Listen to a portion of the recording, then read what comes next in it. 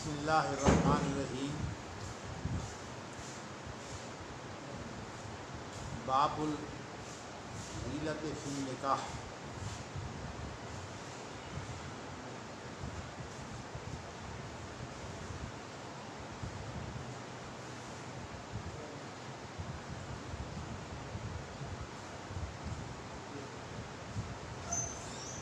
قال بعض الناس تعالی حتی تزوج علی الصغار فهو جائز والشرط باطل۔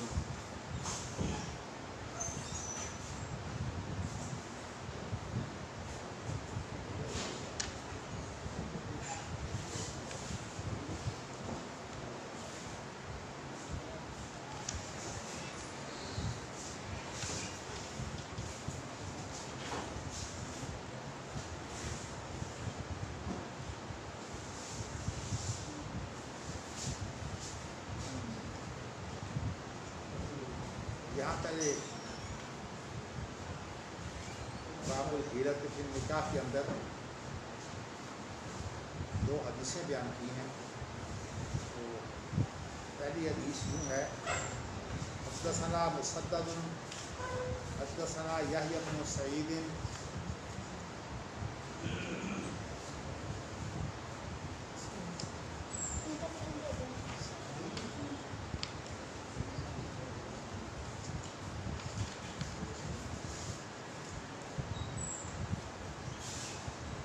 عن عبداللہ،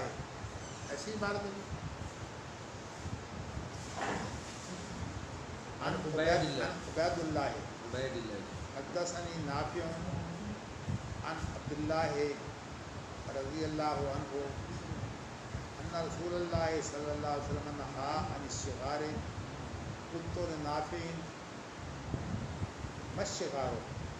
قال ينكح ابنة الرجل وينكحه ابنته بغیر صداق وينكح اخت الرجل وينكحه اخته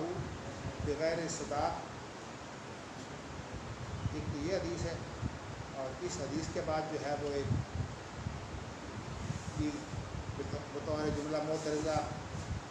وقال بعض الناس، اور بعض الناس یہ کہتے ہیں کہ انہیں تعالیٰ اگر ہیلا کرے یہاں تک کہ وہ شگار کا نکاح جو ہے اس کے لیے ہیلا کرے کہ کس طرح وہ کر سکے، تو اس میں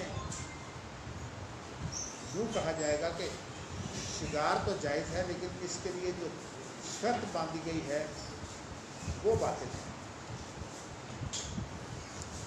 وقال فی المتعۃ النکاح فاسد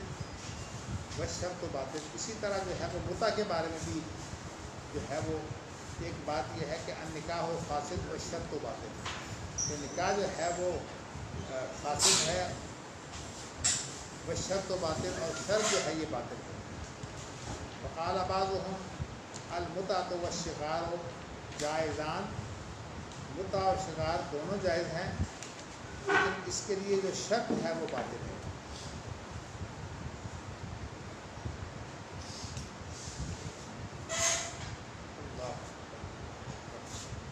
حدثنا مسدد حدثنا یحییٰ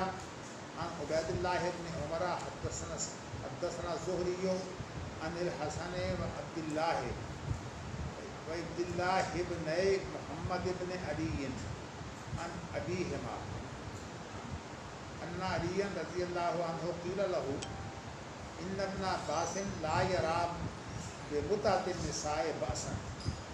قال ان رسول اللہ صلی اللہ علیہ وسلم نہا یوم خیبر وعن لحوم الامور الانسیہ۔ یہ حدیث، اس کا ترجمہ یہ ہے کہ حسن بصری اور عبداللہ یہ دونوں جو ہیں یہ محمد بن علی الحنفیہ اس کے بیٹے ہیں۔ وہ اپنے باپ محمد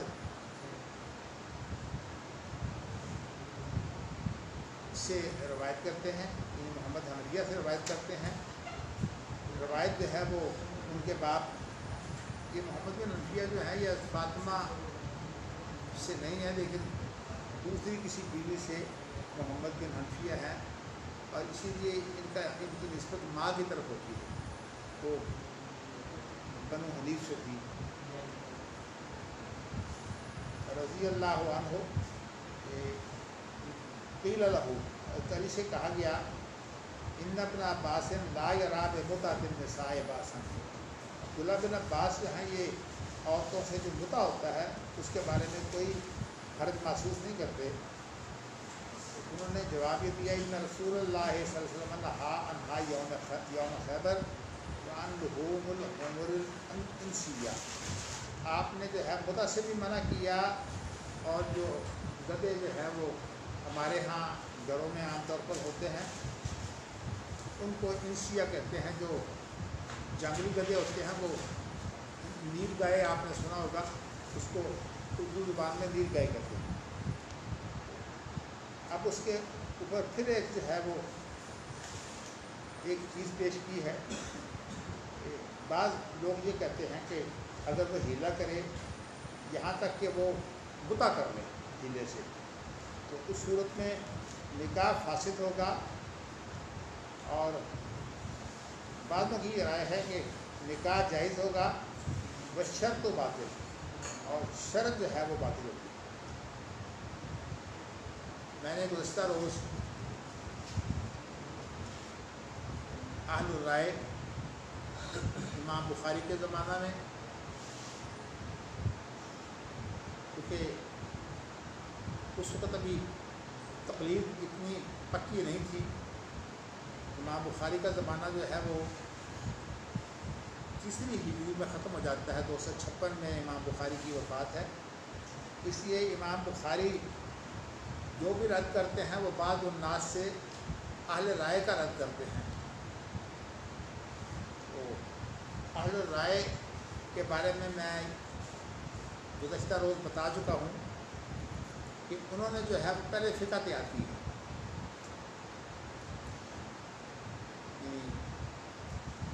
دو طریقے ہیں اجتہاد کے۔ ایک طریقہ تو یہ ہے کہ قرآن اور حدیث کو جو ہے وہ براہ راست اس کو لاگو کیا جائے جو پیش آمدہ مسئلہ ہے۔ تو پیش آمدہ جو مسئلہ ہے اس کی صورت حال جو ہے وہ جب دیکھی جائے گی تو بات جو ہے وہ واضح ہو جائے گی کہ یہاں جو ہے یہ اصل خرابی کیا ہے۔ تو اس کے اندر جو بنیادی چیز ہے وہ یہ ہے کہ انسان کی جو سوچ ہے اگر اس میں جو ہے وہ یہ خرابی پیدا ہو جائے کہ انسان جو ہے وہ نیت کچھ اور کر لے اور شریعت کی جو ہے وہ تعویل کر کے اپنی نیت کو پورا کرنا چاہے، تو یہ دو قسم کے نکاح ہیں، ایک نکاح شکار ہے اور ایک نکاح جو ہے وہ متع ہے۔ اس کے اندر بعض لوگوں نے جو ہے وہ اپنی نیت بدل کر جو ہے وہ نکاح کیا ہوا ہے، اور یہ کہتے ہیں کہ شکار بھی جائز ہے، اور بعض لوگ کہتے ہیں کہ متع بھی جائز ہے۔ شکار جو ہے اس کے متعلق پہلے آپ سمجھ لیں کہ اس کی جو ہے وہ تشریح کیا ہے۔ شکار کے معنی لغت میں یہ ہوتے ہیں کہ کتا جب جوان ہو جاتا ہے تو کتا پیشاب کرتے وقت جو ہے وہ اپنی ٹانگ جو ہے وہ اٹھا کر ایک طرف کر کے تو اس وقت جو ہے وہ پیشاب کرتا ہے، اس لیے ٹانگ اٹھانے کو بھی جو ہے وہ لفظ شغر القلب سے جو ہے وہ تعبیر کرتے ہیں کہ کتے نے جو ہے وہ اپنی ٹانگ اٹھائی یہ بولا تاکہ پیشاب کرے۔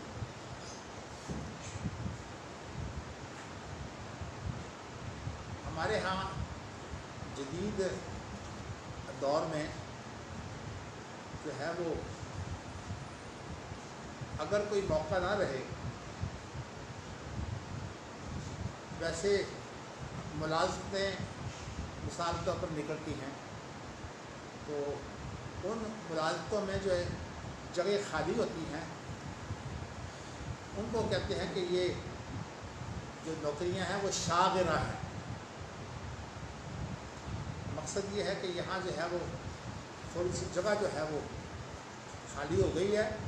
اس لیے اگر آپ جو ہے وہ کوئی ملازمت حاصل کرنا چاہتے ہیں تو آپ کے لیے جگہ خالی موجود ہے.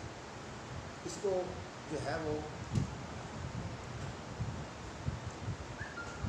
شاغرہ کہتے ہیں. اس کے علاوہ اگر کہیں جو ہے وہ اس طرح کا معاملہ ہو تو اب دیکھا یہ جاتا ہے کہ نکاح کے اندر شغار سے کیا مراد ہے. نکاح کے اندر شغار سے مراد یہ ہے کہ کوئی شوہر اپنی بیوی کے ساتھ جمع کرنے کے لیے جو ہے وہ اس کی ٹانگیں اٹھائے، تو اس کو بولتے ہیں شاغرہ. اور اس سے ہے باب مفعلہ شغار. چونکہ میاں بیوی جب آپس میں یہ کام کرتے ہیں تو دونوں ہی کی نیت ہوتی ہے کہ یہ کام جو ہے یہ اچھے طریقہ سے وہ کریں. تو اس لیے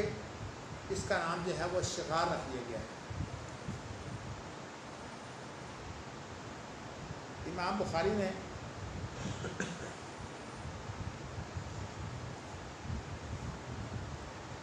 شغار کے اندر یہ دیکھا ہے کہ شغار کی ممانعت کی اصل بنیاد کیا ہے. دیکھیں صورتحال یہ پیدا ہوتی ہے کہ انسان جو ہے وہ اگر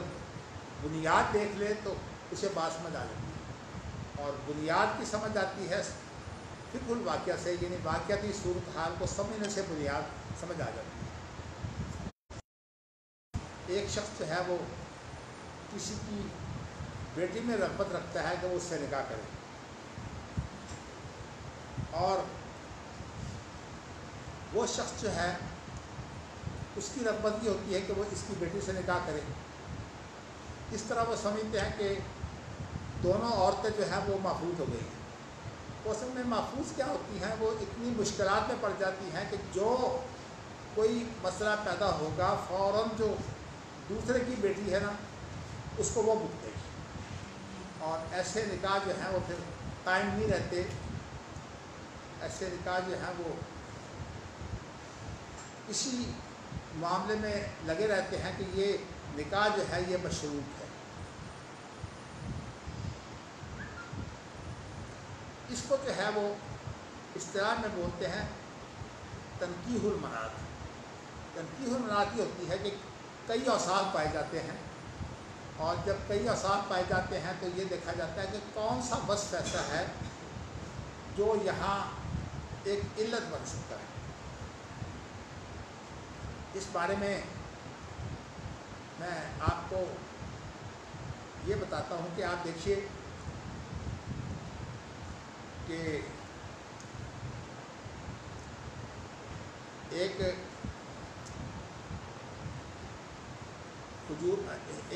انگوروں سے جو ہے شراب بنائی گئی، اور پھر اس کے بعد یہ دیکھا گیا کہ کون سی چیز جو ہے یہاں حرام کی بنیاد ہے. کیونکہ خمر جو ہوتی ہے شراب یہ حرام ہوتی ہے، تو اس میں کئی اوصاف ہیں. ایک وصف تو یہ ہے کہ یہ انگور ہیں، ایک وصف یہ ہے کہ انگوروں کا رنگ ایسا ہے، اور اسی طرح کے جو اوصاف ہیں کہ ان کا مزہ جو ہے وہ ایسا ہے. تو یہ اوصاف جو ہیں یہ علت نہیں بن سکتے. علت کیا چیز بنے گی؟ نشہ. نبی اکرم صلی اللہ علیہ وسلم نے نشہ حرام کیا ہے. تو اس لیے جو ہے وہ یہ مسئلہ تنقیح الرواد کہلاتا ہے. تنقیح کا معنی یہ ہوتا ہے کہ اوصاف کو رکھ کر جو ہے وہ کسی ایک وصف کو جو ہے وہ اس میں سے کھڑا کر لینا. تنقیح کا معنی ہوتا ہے کہ اس کو کھڑا کرنا، کہ یہ وصف جو ہے وہ اس کے لیے کھڑا ہے، باقی اوصاف جو ہوتے ہیں وہ اس کی اصل بات نہیں ہوتی۔ اب نافع نے تو جب اس سے پوچھا گیا ہے تو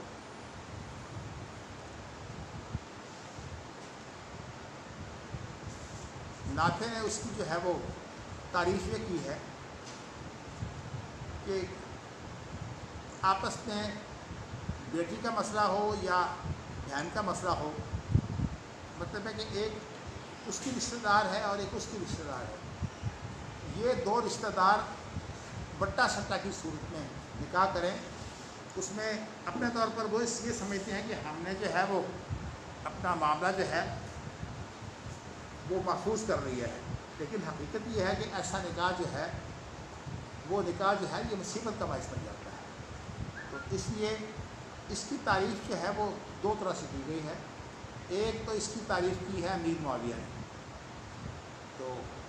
امیر معاویہ نے اس کی جو تعریف کی ہے وہ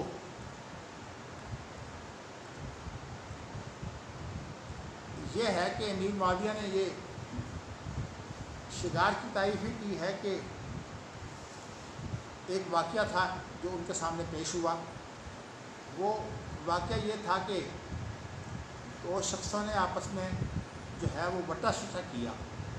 اور انہوں نے اس کے اندر جو ہے جو مہر تھا وہ مقرر کیا۔ تو عام طور پر جو ہے وہ اس میں کھیلا یہ کیا جاتا ہے کہ تھوڑا سا مہر جو ہے وہ باندھ دیا جاتا ہے تاکہ پھر مہر کو جو ہے وہ اصل قرار دیا جائے، حالانکہ نکاح کے اندر مہر اصل نہیں ہوتا، یہ مہر تو ایک تحفہ ہے۔ نکاح کے اندر اصل چیز کیا ہوتی ہے کہ انسان آپس میں صحبت کر سکتے ہیں، اور یہ چیز جو ہے یہ بڑی اہم ہے۔ مہر تو وآتوہن صدقاتہن نہلا، ان کو جو ہے وہ ان کے مہر دو نیلتاً خوش ہو کر۔ کیا مطلب کہ یہ سب میں مہر جو ہے وہ ایک ٹوکن ہوتا ہے کسی بیوی کے ساتھ، تاکہ وہ اس بیوی کی اجنبیت کو اپنے تحفے سے جو ہے وہ دور کر دے،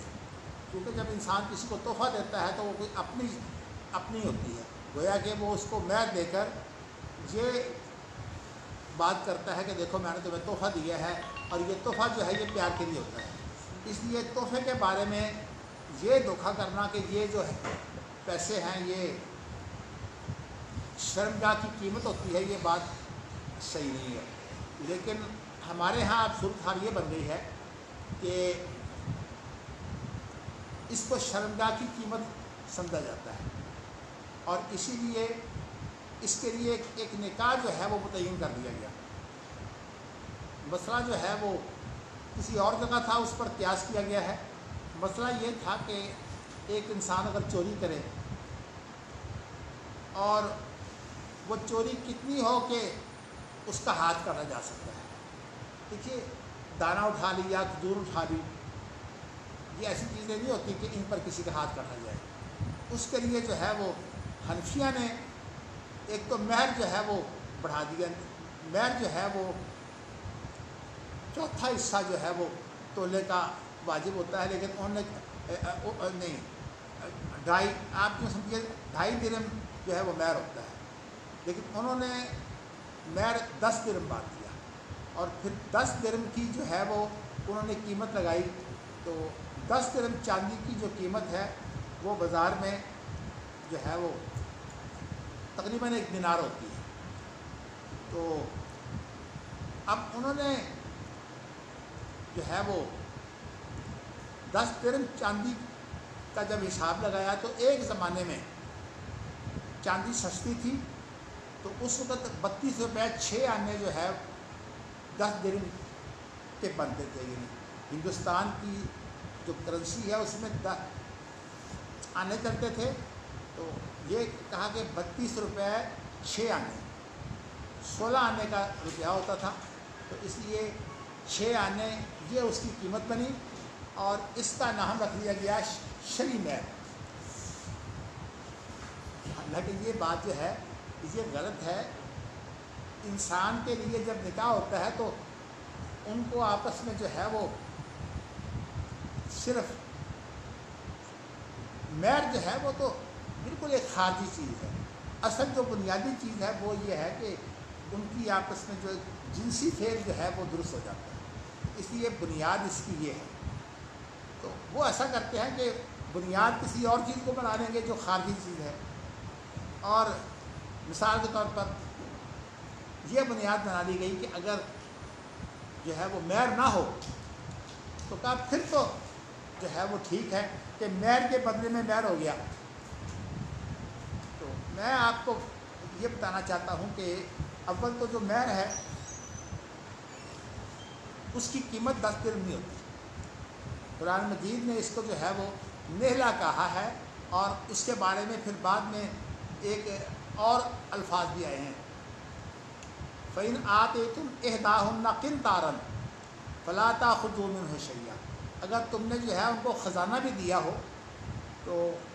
ان سے تم کوئی چیز واپس نہیں دے سکتے. اصل میں انسان جو کچھ شادی سے پہلے دیتا ہے وہ عورت کے لیے تحفہ ہوتا ہے, اور اس میں مہر جو ہے وہ خاص طور پر وہ ٹوکن ہوتا ہے جو انسان جو ہے وہ اپنی بیوی کو خوش کرنے کے لیے تحفہ دے کر جو ہے, کئی لوگ جو ہیں وہ انگوٹھی ڈال دیتے ہیں کہ اس وقت کئی کوئی اور چیز دے دیتے ہیں. تو اس طرح بیوی جو ہے وہ چونکہ اجنبی جگہ آتی ہے, مرد کا تو اپنا گھر ہوتا ہے, تو بیوی اجنبی جگہ آتی ہے, اس لیے اس کو جو ہے وہ خوش کرنے کے لیے تحفہ دیتے ہیں. تو نہلا کے معنی جو ہے وہ یہ نہیں ہے کہ یہ اس کا بدلہ ہے. اس لیے ہمارے ہاں جب ایسے لوگ نکاح پڑھاتے ہیں تو ایک لفظ بولتے ہیں کہ میں نے تیرا نکاح کیا اتنے مہر کے بدلے. بلکہ مجھے اس بات کا دکھ ہے کہ اہل حدیث جو ہے وہ بھی یہ لفظ بولتے ہیں. انہوں نے کبھی غور نہیں کیا کہ مہر کا بدلہ نہیں ہوتا, بلکہ اس عورت کو خوش کرنے کے لیے صرف انسان جو جنسی فعل کرتا ہے وہ صرف شرمگاہ میں نہیں ہوتا. انسان کے لیے جو ہے وہ ایسی بہت سی صورتیں ہیں جس سے دونوں میاں بیوی جو ہے وہ خوش ہوتے ہیں, مطمئن ہوتے ہیں. تو اس لیے اصل چیز یہ نہیں ہے. تو اصل چیز کیا ہے کہ اب اس کے لیے نہ صرف جنسی فعل جائز ہو گیا بلکہ اس کے لیے اور جو اعمال ہیں جیسے مباشرت یعنی جسم کے ساتھ جسم لگانا, اس میں جنسی فعل جو آخری ہے وہ نہیں ہوتا. اسی طرح جو ہے بوسوں کے نار, یہ بھی جو ہے وہ ایک جنسی فعل ہے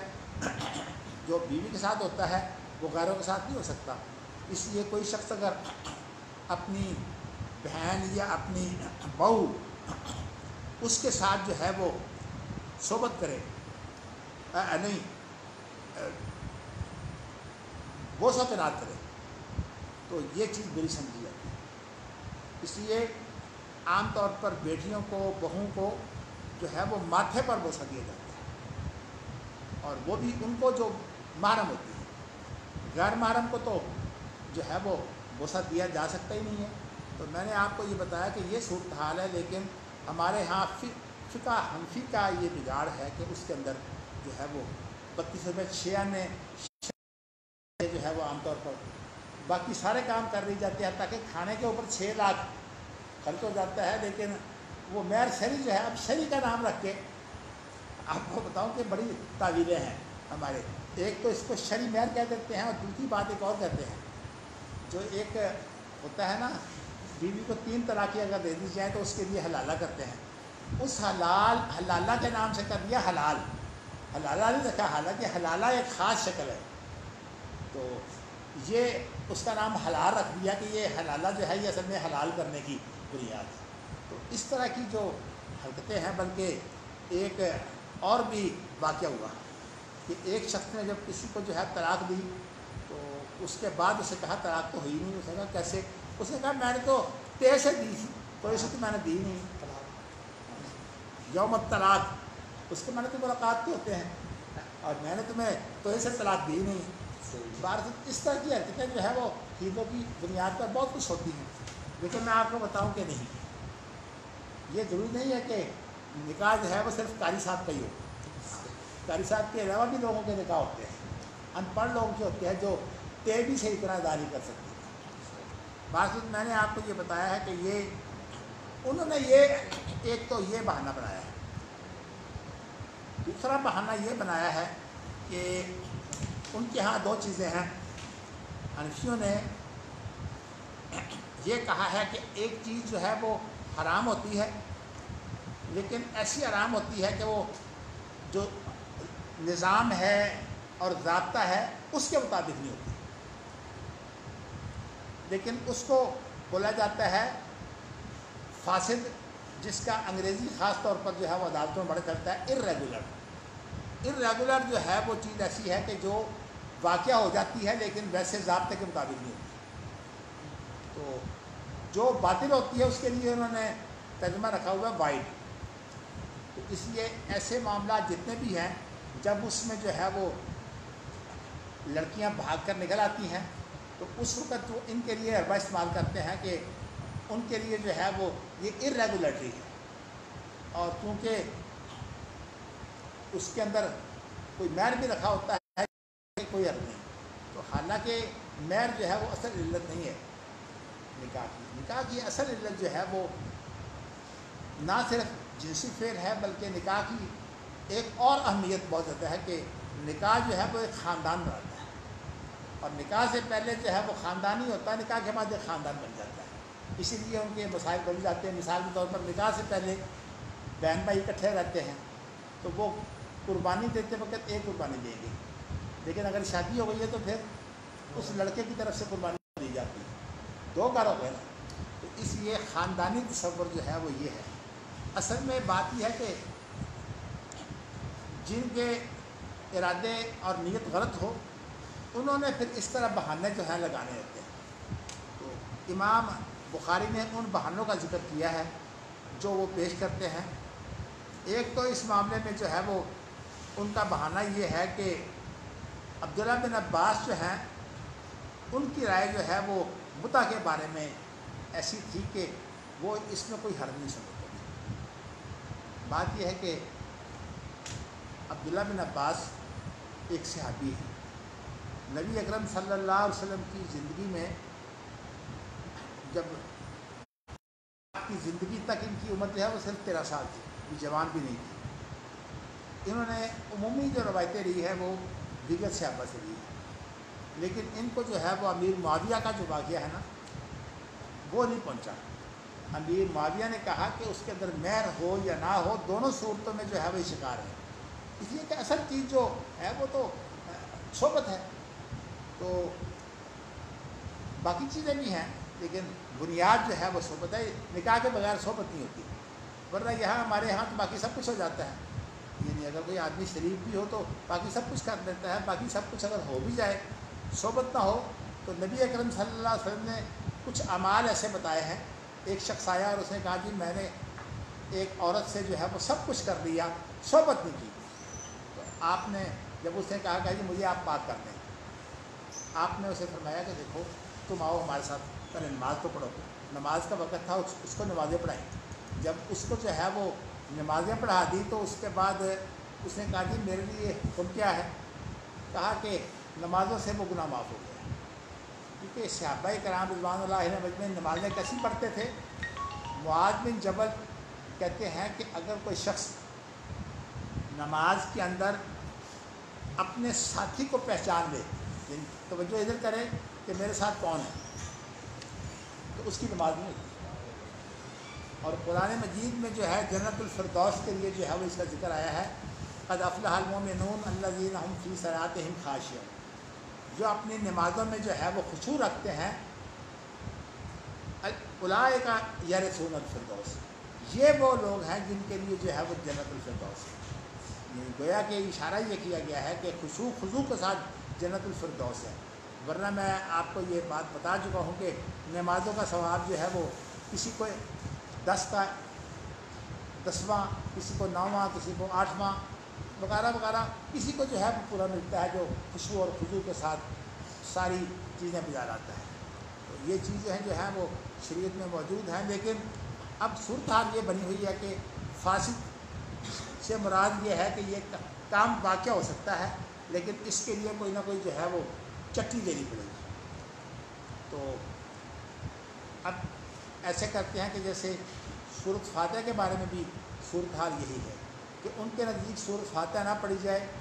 اور نماز میں کچھ بھی نہ پڑھا جائے، صرف اللہ اکبر جو ہے وہ کہتا رہے۔ تو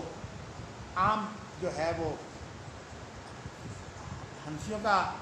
چھوڑ کے بلکہ اہل حدیث کا بھی بعضوں کا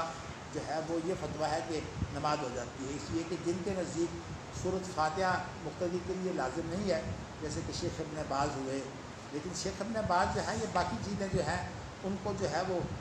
لازم کرتے ہیں کہ اس کے اندر جو ہے وہ ٹھہراؤ ہو، یہ نہیں کرتے کہ ٹھونگے جیسے مرغ ٹھونگے مار کر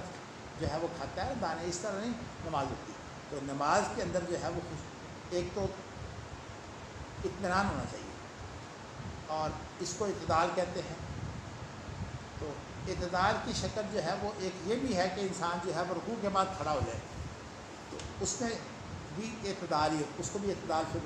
بعد رکوع کرتے ہیں۔ تو اس طرح جو ہے وہ اس کو اعتدال کہا جاتا ہے کہ انسان نماز پڑھتے وقت جو ہے وہ ٹھہراؤ سے پڑھے۔ تو صحابہ کرام رضوان اللہ علیہم اجمعین جو ہے وہ ٹھہراؤ سے نمازیں پڑھتے تھے۔ نماز کے اندر کون کون سی چیزیں لازمی ہیں، میں آپ کو بتانا چاہتا ہوں کہ ایک روز آپ نے جو ہے وہ زکوٰۃ کے مسائل جو ہے اس سے پوچھنے شروع کر دیے، حالانکہ نظام زکوٰۃ ایک پورا نظام ہے، جب تک اس پورے نظام کا پتہ نہ ہو زکوٰۃ کے مسائل حل نہیں ہوتے۔ اور چونکہ اس بارے میں جو فقہ الزکوٰۃ ہے کتاب، وہ 2 جلدوں میں، یہ کتاب جو ہے وہ دکتورہ ہے اسی کام پر، اس میں زکوٰۃ کے سارے مسائل تھے، کن پر زکوٰۃ صرف ہوتی ہے، اس کا نصاب کتنا ہے، وغیرہ وغیرہ، بہت سے مسائل ایسے ہیں جو جدید دور میں جو ہے وہ پیش آتے ہیں، ان کا جو ہے وہ جواب دیا گیا ہے۔ تو مگر میں نے نظام زکوٰۃ بیان کرنے کے کیے بغیر آپ کو جو ہے وہ مسئلے بتانے شروع کر دیے، تو میرا خیال ہے کہ بات اتنی صاف نہیں ہوئی۔ انشاءاللہ کسی دن آپ کو نظام زکوٰۃ بھی بتا دیں گے، لیکن کیونکہ اب ہم پڑھ رہے ہیں ہیلا، تو اس لیے فی الحال جو ہے وہ ہم ہیلے کی بات جو ہے وہ ہم نے کر دی ہے کہ اگر کوئی شخص جو ہے وہ زکوٰۃ نہ دینے کے لیے جو ہے وہ 200 درہم میں سے 1 کم کر دے، یا جو اونٹ ہیں ان کے اندر کوئی ایسی جو ہے وہ کمی کر دے، یا بکریوں کے اندر کوئی ایسی کمی کر دے تاکہ اس کو زکوٰۃ تھوڑی پڑے یا پڑے ہی نہیں، تو یہ ساری چیزیں جو ہیں یہ ہیلا ہیں، یہ ناجائز ہیں۔ بس میرا مقصد جو تھا وہ یہ تھا کہ زکوٰۃ کے بارے میں آپ کو علم ہونا چاہیے، باقی نظام زکوٰۃ کے بارے میں کسی دن میں آپ کو پوری تشریح سے جو ہے وہ نظام بیان کروں گا۔ اچھا جی، ایک تو یہ سنیوں کو خاص طور پر جو ہے یہ حوالہ دیا جاتا ہے ابن عباس کا۔ بھائی ٹھیک ہے، اگر عبداللہ بن مسعود جو ہے وہ قرآن مجید کی جو آخری 2 صورتیں ہیں ان کو قرآن نہیں مانتے، تو اگر عبداللہ بن عباس جو ہے وہ یہ غلطی کر دیتے ہیں تو کیا حرج ہے، معصوم کوئی بھی نہیں ہے۔ اصل میں جو معصوم ہونے کا عقیدہ ہے نا، یہ اہل تشیع کا ہے، ان کا معصوم ہونے کا عقیدہ جو ہے اس کا تعلق خون سے ہے، اور وہ کہتے ہیں کہ خونی تعلق جن سے ہوتا ہے ان کی جو ہے وہ اتنی اہمیت ہے کہ نبی اکرم صلی اللہ علیہ وسلم معصوم تھے، تو وہ بھی معصوم ہیں جو نبی اکرم صلی اللہ علیہ وسلم کی اولاد میں سے ہیں، لیکن انہوں نے ایک کام یہ کیا ہے کہ اولاد کیونکہ حضرت فاطمہ عورت ہیں، تو انہوں نے مرد اور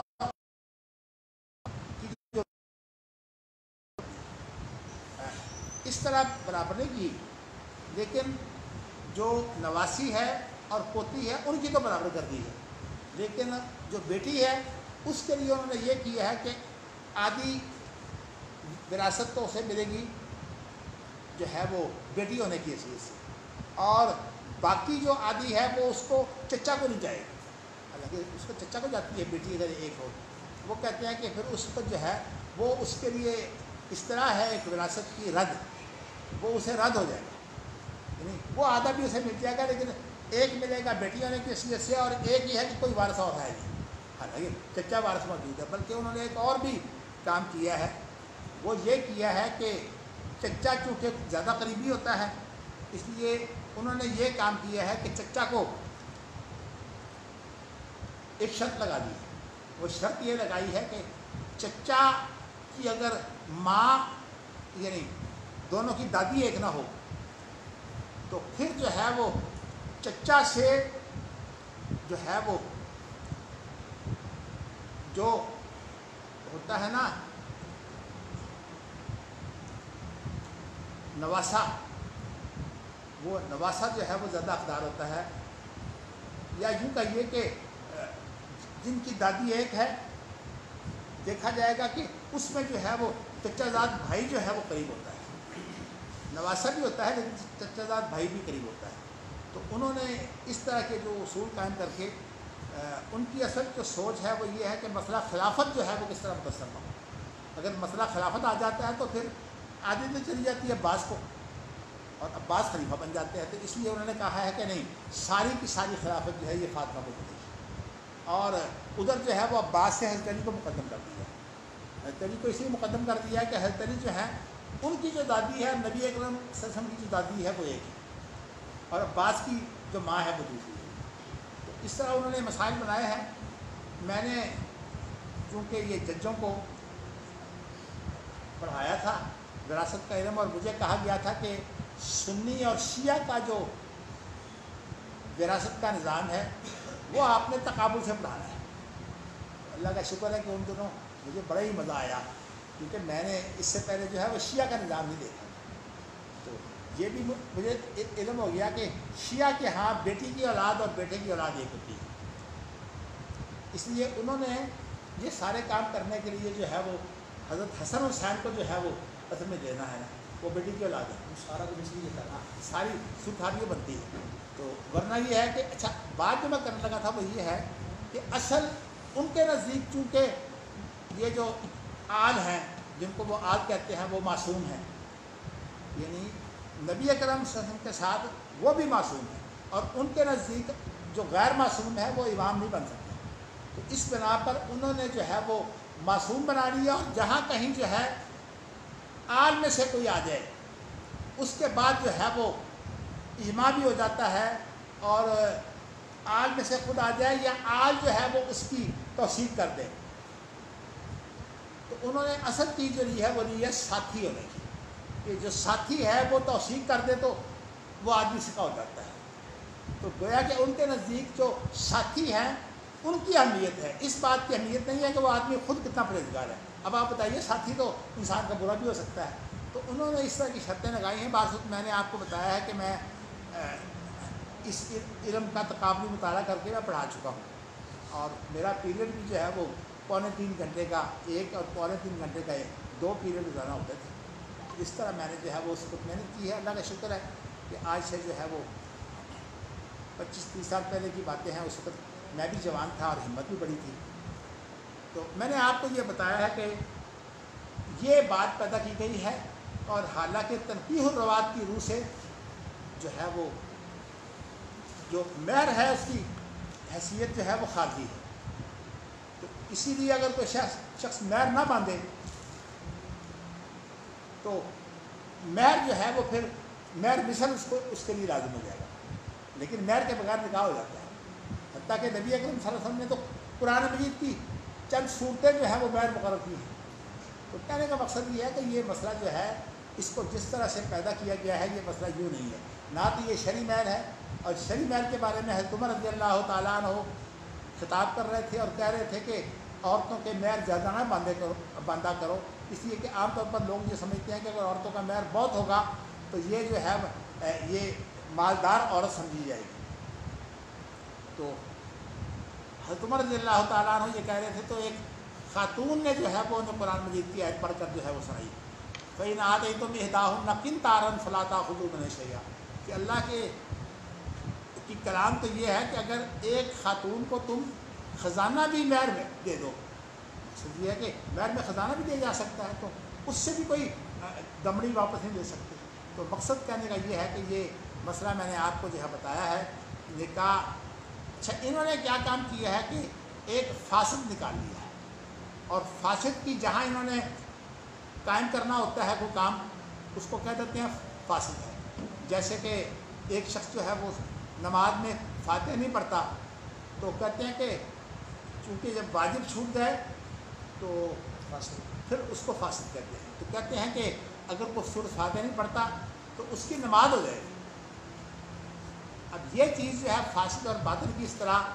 یہ اصطلاح جو ہے صرف ان لوگوں کی ہے، اس کو جو ہے باقی ائمہ نہیں مانتے۔ میں نے آپ کو جو ہے وہ یہ چیزیں موٹی موٹی بتا دی ہیں۔ تو اس میں نے ایک شگار کے متعلق آپ کو بتایا ہے کہ شگار اصل میں کس چیز کا نام ہے، جب کہ بدلے میں کوئی جو ہے وہ عورت اس کے رشتہ دار ایسی ہو جس کی اس کو جو ہے وہ تکلیف ہو، تو انہوں نے ایسا کیا کہ بٹا سٹا کر دیا،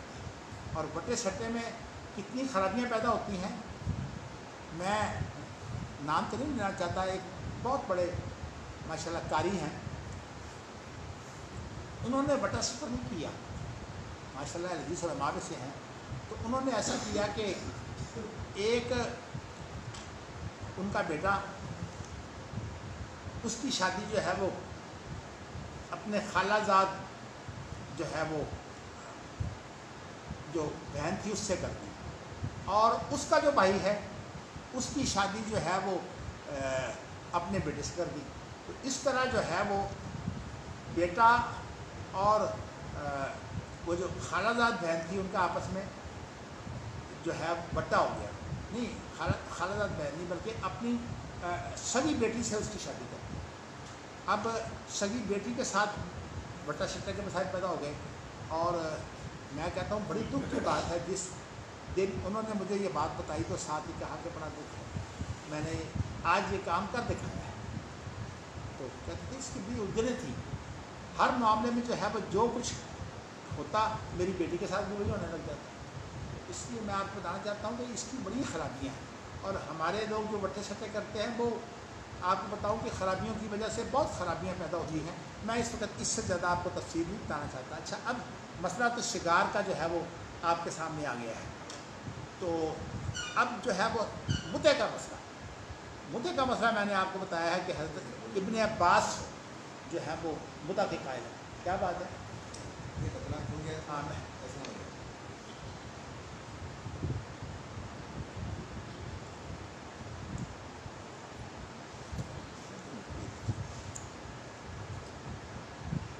تو میں نے آپ کو بتایا ہے کہ ایسے مسائل جن کا تعلق نیت سے ہوتا ہے، ہیلا جو ہے صرف اس صورت میں جائز ہے جب کہ نیت جو ہے وہ نیکی کی، اور اگر یہ ہے کہ ایک چیزوں کے اندر شرع کو جو ہے وہ اس کی خلاف ورزی جائز کرنی ہے تو پھر وہ ہیلا جو ہے وہ حرام ہوتا ہے۔ جیسے کہ آپ دیکھیے نا کہ بنی اسرائیل کو جو ہے وہ ہفتے کا روز عبادت تھی، تو اس طرح ہفتے کا روز جو ہے وہ انہوں نے عبادت کے طور پر مقرر کر لیا، اور اس کے بعد اللہ کی طرف سے آزمائشی آئی کہ سمندر میں جب وہ شکار کے لیے جاتے تو مچھلیاں جو ہیں وہ ہفتے کے روز نیچے چلی جاتی، تو اس کے باقی دنوں میں اوپر آ جاتی، انہوں نے شکار نہیں کرنا ہوتا تھا، تو انہوں نے ایسا کیا کہ سمندر کے ساتھ ہی جو ہے وہ نالیاں نکال لی، اور نالیاں نکال کر جو ہے وہ بلکہ گڑھے نکال لیے، اور ایسا کرتے کہ جب مچھلیاں باقی دنوں میں جو ہے وہ اوپر ہوتی تو ایسا کرتے کہ ان کو ہانک کر جو ہے وہ ادھر لے جاتے، لالچ دے کر کچھ چیز کھانے کی دے کر ادھر لے جاتے، اور جب ادھر لے جاتے تو مچھلیاں جو ہے بڑی تعداد میں وہاں ہو جاتی، الٹا کام کیا، اور انہوں نے پھر بعد میں جو ہے وہ ڈکا لگا دیتے تاکہ، اور پھر ان مچھلیوں کا شکار کرتے، اسی پر جو ہے وہ انہیں بندر اور سور بنایا گیا ہے۔ تو یہ ہیلا جو ہے یہ حرام ہے، لیکن میں آپ کو یہ بتانا چاہتا ہوں کہ دو چیزیں جو ہیں وہ بڑی اہم ہیں۔ حنفیہ کے لیے ہیلا، اس کے اندر گنجائشیں پیدا کی گئی ہیں، اور حدیث ہے اس کے لیے ظاہریت، ابن حزم ظاہری، اس کی جو باتیں ہیں وہ فرقہ کہ حدیث کا خالی ترجمہ کرتے ہیں اور کہ سمجھنے کے لیے جن اصولوں کی ضرورت ہے، خاص طور پر جو میں پڑھا رہا ہوں، یہ پڑھتے نہیں ہیں، بلکہ یہ حصہ تو ہمارے بخاری جو ہے وہ پڑھانے کی نوبت ہی نہیں آتی۔ مجھے ہمارے شیخ الحدیث صاحب نے بتایا کہ وہ بخاری پڑھاتے ہیں لیکن ساری بخاری نہیں پڑھاتے، وہ چند ایک بات چھوڑ کر اس طرح بخاری کو پورا کرتے ہیں کہ یہ حصہ جو ہے ماشاء اللہ۔ تو کہنے کا مقصد اصل میں یہ ہے کہ ایسا کام جو ہے وہ ہونا چاہیے، جو حنفی ہے وہ ہیلے سے بچ جائے تاکہ حرام کو حلال نہ کرے، اور جو اہل حدیث ہیں، جو فرقہ اہل حدیث میں اس لیے بات کرتا ہوں کہ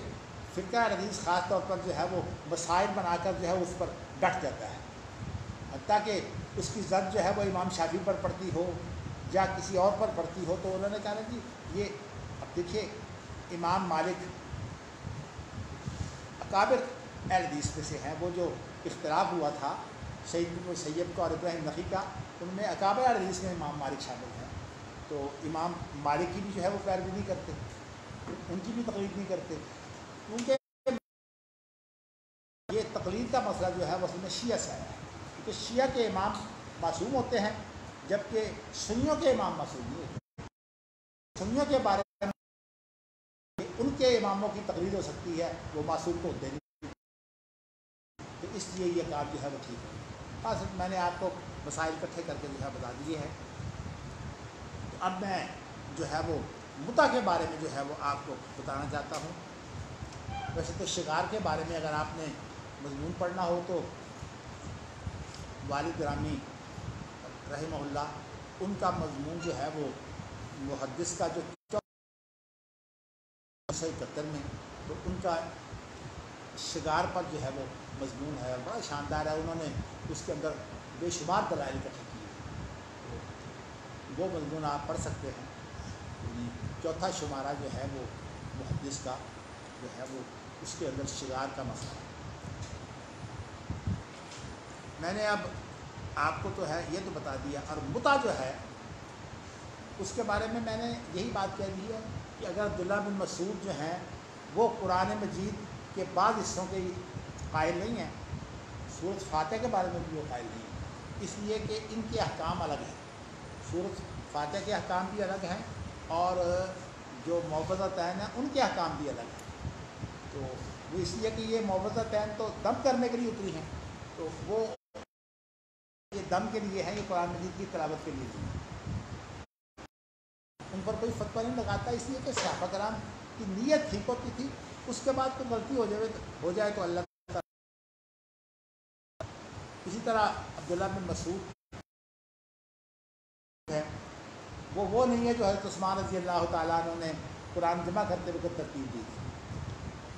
ان کی ترتیب کے اعتبار سے جو ہے وہ سورۃ دخان جو ہے وہ مفصلات میں شامل ہے، تو مفصلات میں جو شامل ہوتی ہے،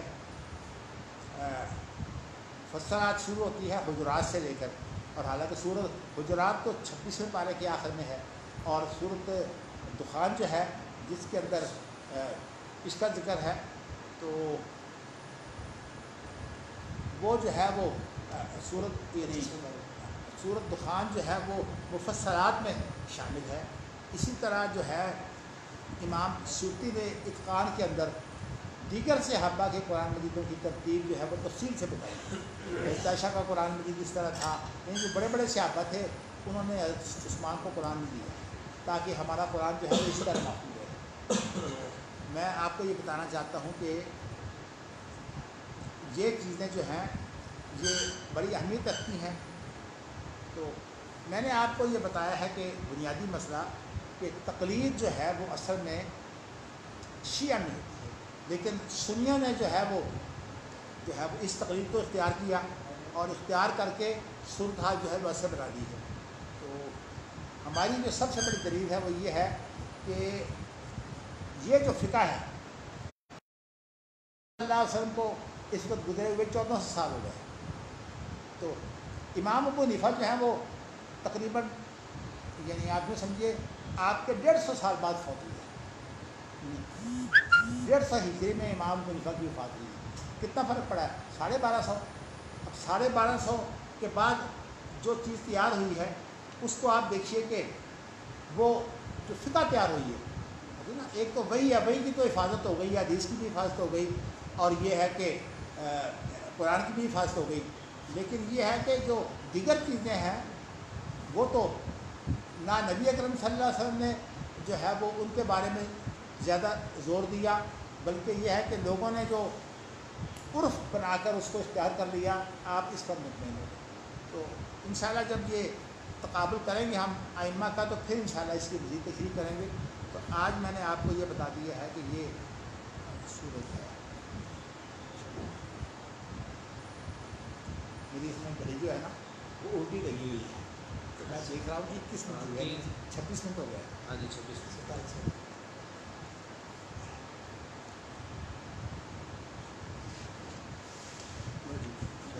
کریں ذرا.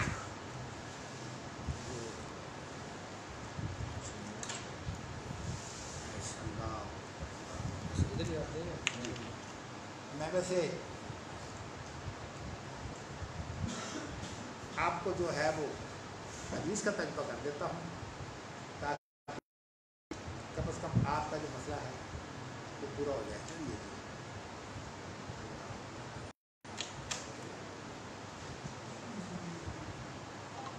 تو اگر یہ حدیث کا ترجمہ بھی ہم نے کر دیا تھا کہ ابن عباس جو ہیں وہ اور جو ہے وہ کوئی حرج نہیں سمجھتے. لیکن آپ کو یہ بتانا چاہتا ہوں کہ اس حدیث میں آیا ہے کہ آپ نے خیبر کے دن جو ہے وہ منع کیا. اصل میں یہ دوبارہ پھر جاری ہوا، اور جو جنگ اوطاس ہے آخری حرمت اس کی ہوئی. لیکن ایک بات میں آپ کو بتانا چاہتا ہوں، کچھ چیزیں ایسی ہیں جن کا تعلق جو ہے وہ حرام اور حلال سے ہے، اور کچھ چیزیں ایسی ہیں جن کا تعلق منہاج شریعت سے ہے. منہاج شریعت کا معنی ہوتا ہے شریعت کو نافذ کرنے کے طریقے. جو مثال طور پر جہاد ہے، اس کا تعلق منہاج شریعت سے ہے. اگر اللہ کے نبی صلی اللہ علیہ وسلم اس جہاد کو جو ہے وہ منسوخ کر دے، ویسے کیا نہیں ہے لیکن ہے نا جو جہادی تنظیمیں ہیں وہ کہتے ہیں جہاد منسوخ ہو چکا ہے. حالانکہ جہاد جو ہے وہ منہاج شریعت سے ہے، اور منہاج شریعت میں صرف تبدیلی ہے وہ جہاد اگر منسوخ کیا تو اس کے بعد جو ہے وہ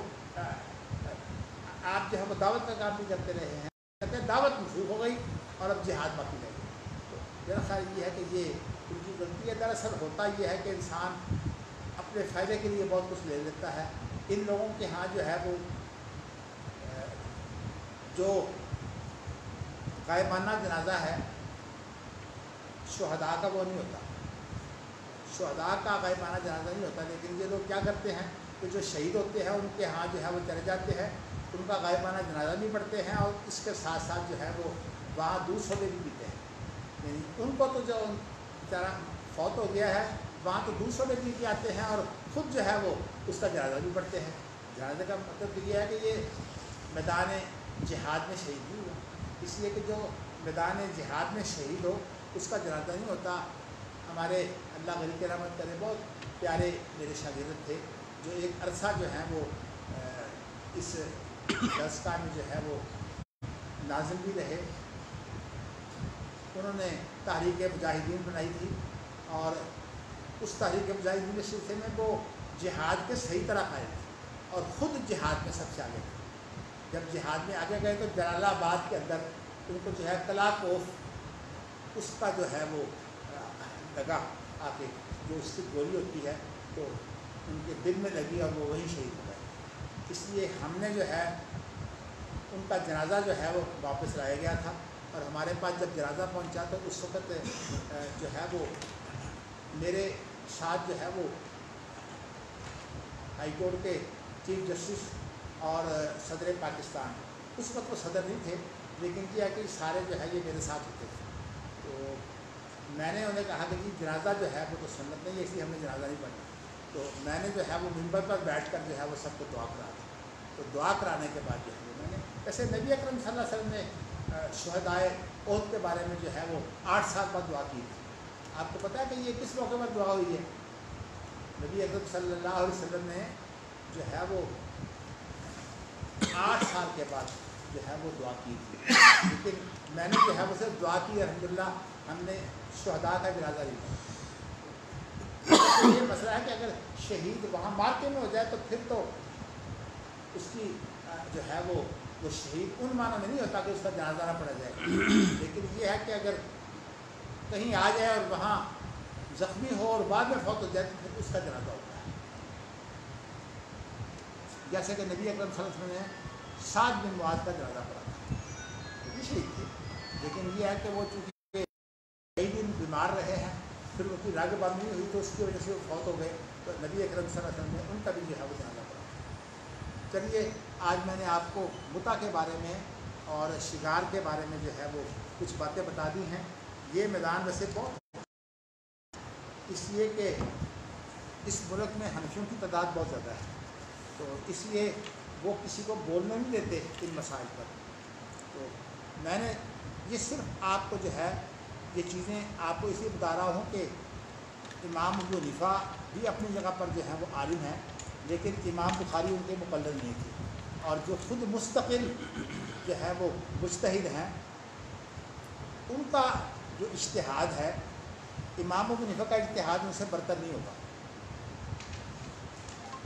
اس لیے میں نے خاص طور پر جو ہے مولانا عامر شاہ کشمیری رحمۃ اللہ علیہ کا حوالہ دیا تھا کہ وہ امام بخاری کو بھی مجتہد مستقل سمجھتے ہیں. تو اس کا معنی یہ ہے کہ امام بخاری کے جو اجتہادات ہیں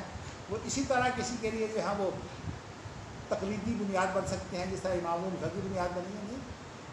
بات اصل میں یہ ہے کہ کسی آدمی کی شہرت ہو گئی اور وہ بڑا عالم بن گیا. میں آپ کو بتاؤں کہ ہمارے ہاں جو خطیب حضرات ہیں نا, ان کی شہرت ہو جاتی ہے. اللہ کے خطیب حضرات ہمارے ہاں اکثر وہ ہوتے ہیں جو ابتدائی کلاسز سے بھاگ گئے ہوتے ہیں. اس لیے یہ کوئی شہرت جو ہے وہ انسان کے بڑے امام ہونے کی دلیل نہیں ہوتی. اصل میں